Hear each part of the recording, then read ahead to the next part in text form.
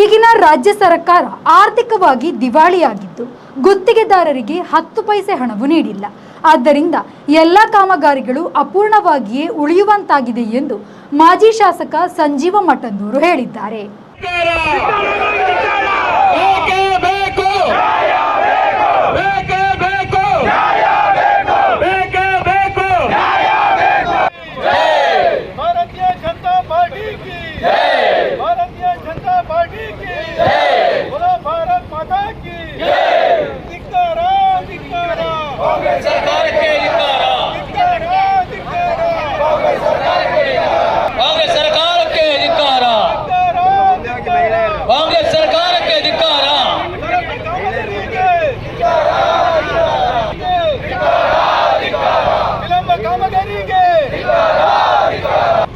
ಬಂಧುಗಳೇ, ಈ ಎಲ್ಲ ನಾಟಕಕ್ಕೆ ನಾವೆಲ್ಲರೂ ಬಗ್ಗುವವರಲ್ಲ.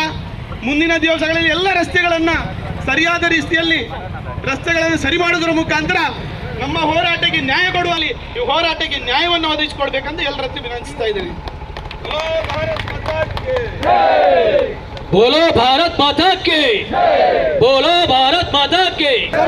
34 ನೆಕ್ಕಿಲಾಡಿ ಬಳುವಾರು ರಾಜ್ಯ ಹೆದ್ದಾರಿಯಲ್ಲಿ 34 ನೆಕ್ಕಿಲಾಡಿ ವ್ಯಾಪ್ತಿಯಲ್ಲಿ ನಡೆಯುತ್ತಿರುವ ಚತುಷ್ಪಥ ರಾಜ್ಯ ಹೆದ್ದಾರಿ ನಿರ್ಮಾಣದ ಕಾಮಗಾರಿ ವಿಳಂಬವಾಗಿದೆ ಎಂದು ಆರೋಪಿಸಿ 34 ನೆಕ್ಕಿಲಾಡಿಯ ಆದರ್ಶ ನಗರದ ಬಳಿ ಡಿಸೆಂಬರ್ 2ರಂದು ನಡೆದ ಪ್ರತಿಭಟನೆಯಲ್ಲಿ ರಾಜ್ಯ ಹೆದ್ದಾರಿ ತಡೆ ನಡೆಸಿ ಅವರು ಮಾತನಾಡಿದರು. ರಾಷ್ಟ್ರೀಯ ಹೆದ್ದಾರಿ ಚತುಷ್ಪಥ ಕಾಮಗಾರಿಯು ಯುದ್ಧೋಪಾದಿಯಲ್ಲಿ ನಡೆಯುತ್ತಿದ್ದರೆ ರಾಜ್ಯ ಸರ್ಕಾರದ ಎಲ್ಲ ಕಾಮಗಾರಿಗಳು ವಿಳಂಬವಾಗುತ್ತಿರುವುದು ಜನಸಾಮಾನ್ಯರು ಬವಣೆ ಪಡಬೇಕಾಗಿದೆ. ಕಳೆದ 1.5 ವರ್ಷದಲ್ಲಿ ಪುತ್ತೂರು ವಿಧಾನಸಭಾ ಕ್ಷೇತ್ರವನ್ನು ಕತ್ತಲಿಗೆ ದೂಡುವ ಕೆಲಸವಾಗಿದೆ ಎಂದು ಸಂಜೀವ ಮಠಂದೂರು ಆರೋಪಿಸಿದರು.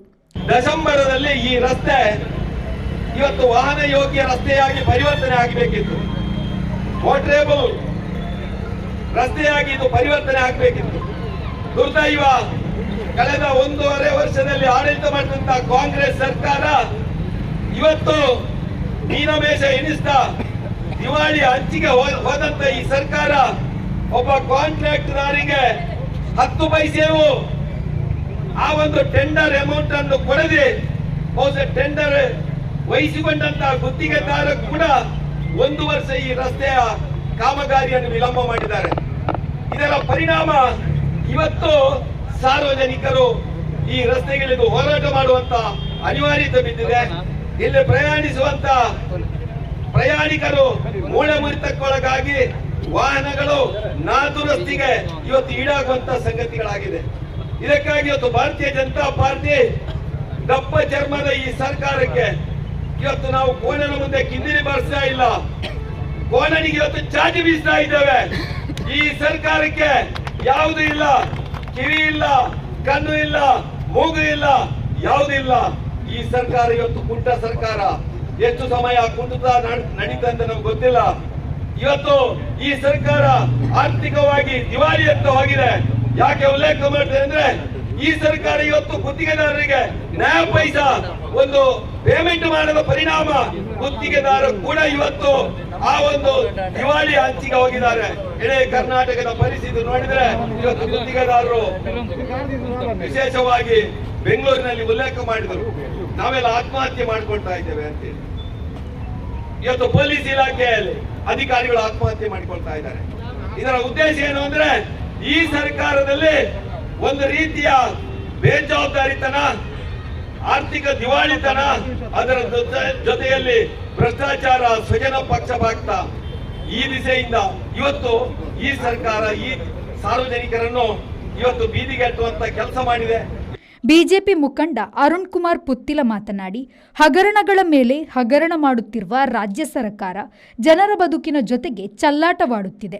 ಕೆಲಸದಲ್ಲಿ ನಿರ್ಲಕ್ಷ್ಯ ತೋರುತ್ತಿರುವ ಈ ಹೆದ್ದಾರಿಯ ಗುತ್ತಿಗೆದಾರರನ್ನು ಕಪ್ಪು ಪಟ್ಟಿಗೆ ಸೇರಿಸಬೇಕೆಂದು ಆಗ್ರಹಿಸಿದರು. ಸಮರ್ಪಕವಾಗಿ ನಿರ್ವಹಣೆ ಮಾಡದೆ ಅನೇಕ ಜನರು ತನ್ನ ಕೈಕಾಲುಗಳನ್ನ ಕಳೆದುಕೊಂಡಿರುವಂತದ್ದು, ಆಸ್ಪತ್ರೆಯಲ್ಲಿ ಚಿಕಿತ್ಸೆ ಪಡೆಯತಿರತಕ್ಕಂತಹ ಘಟನೆಗಳು ನಮ್ಮ ಕಣ್ಣ ಮುಂದೆ ಕಾಣ್ತಾ ಇದೆ. ಇವತ್ತು ಸರ್ಕಾರ ಹಗರಣಗಳ ಮೇಲೆ ಹಗರಣಗಳು, ಲಂಚಗಳ ವ್ಯವಸ್ಥೆಯ ಜೊತೆಗೆ ಜನಸಾಮಾನ್ಯನ ಬದುಕಿನ ಜೊತೆಗೆ ಚೆಲ್ಲಾಟ ಆಡತಕ್ಕಂತಹ ಅನೇಕ ಸಂದರ್ಭಗಳನ್ನ ಇವತ್ತು ನಾವೆಲ್ಲ ನೆನಪಿಸಬೇಕಾಗಿರ್ತಕ್ಕಂತ ಅವಶ್ಯಕತೆ ಇದೆ. ಇವತ್ತು ಜನಪ್ರತಿನಿಧಿಗಳ ಇಚ್ಛಾಶಕ್ತಿಯ ಕೊರತೆಯಿಂದಾಗಿ ಈ ರೀತಿಯ ಘಟನೆಗಳು ನಡೀತಾ ಇರುವಂತದ್ದು ನಮ್ಗೆಲ್ಲರಿಗೂ ಗೊತ್ತಿದೆ. ಆ ಹಿನ್ನೆಲೆಯಲ್ಲಿ ಅವರಿಗೆ ಎಚ್ಚರಿಕೆಯನ್ನ ಕೊಡತಕ್ಕಂತಹ ಕೆಲಸ ಕಾರ್ಯಗಳು ಯಾರು ಈ ರಸ್ತೆಯ ಗುತ್ತಿಗೆದಾರರಾಗಿ ಕೆಲಸವನ್ನ ನಿರ್ವಹಿಸ್ತಾ ಇದ್ದಾರಾ, ಅಸಮರ್ಪಕವಾಗಿ ಇದನ್ನ ನಿರ್ವಹಣೆ ಮಾಡಿರ್ತಕ್ಕಂತಹ ಗುತ್ತಿಗೆದಾರರನ್ನ ಕಪ್ಪು ಪಟ್ಟಿಗೆ ಸೇರಿಸಬೇಕು. ಯಾವ ಯೋಜನೆಯ ಅಡಿಯಲ್ಲಿ ಸರ್ಕಾರ ಅನುದಾನಗಳನ್ನ ಬಿಡುಗಡೆ ಮಾಡಿ ವಿಳಂಬವನ್ನ ಮಾಡಿ ಸಾರ್ವಜನಿಕರಿಗೆ ಸಮಸ್ಯೆಯನ್ನ ತಂದಿರತಕ್ಕಂತಹ ಈ ಬೆಳವಣಿಗೆಗಳು ವಿಕೋಪಕ್ಕೆ ತಲುಪದಂತಹ ರೀತಿಯಲ್ಲಿ ತಕ್ಷಣ ಕೆಲಸ ಕಾರ್ಯಗಳನ್ನ ನಿರ್ವಹಿಸಬೇಕು ಅನ್ನತಕ್ಕಂತಹ ಯೋಚನೆ ಅಡಿಯಲ್ಲಿ ಇವತ್ತಿನ ಪ್ರತಿಭಟನೆ ನಡೀತಾ ಇದೆ. ಇದು ಆರಂಭ ಮಾತ್ರ ಅನ್ನುವಂಥದ್ದು ನಿಮ್ಗೆಲ್ರಿಗೂ ನೆನಪಿರಲಿ.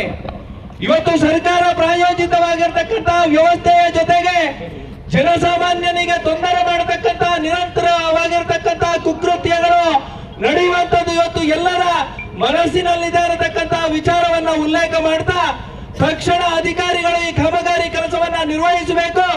ಪ್ರತಿಭಟನೆಯಲ್ಲಿ ಪುತ್ತೂರು ಬಿಜೆಪಿ ಗ್ರಾಮಾಂತರ ಮಂಡಲ ಅಧ್ಯಕ್ಷ ದಯಾನಂದ ಶೆಟ್ಟಿ ಉಜಿರೆಮಾರ್, ಬಿಜೆಪಿ ಮುಖಂಡರಾದ ಸುನಿಲ್ ಕುಮಾರ್ ದಡ್ಡು, ಮುಕುಂದಗೌಡ ಬಜತ್ತೂರು, ಕೇಶವ ಸುಣ್ಣಾನ ಮತ್ತಿತರರು ಉಪಸ್ಥಿತರಿದ್ದರು.